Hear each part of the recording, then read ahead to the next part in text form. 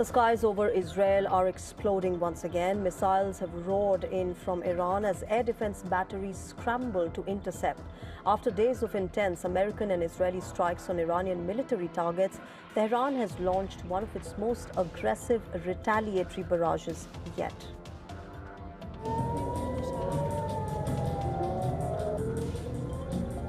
Sirens erupt across cities. Residents rush for shelters.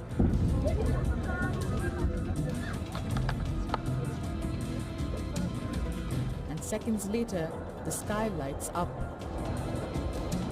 Missiles streak towards Tel Aviv and Jerusalem as Iranian forces unleash another wave of attacks.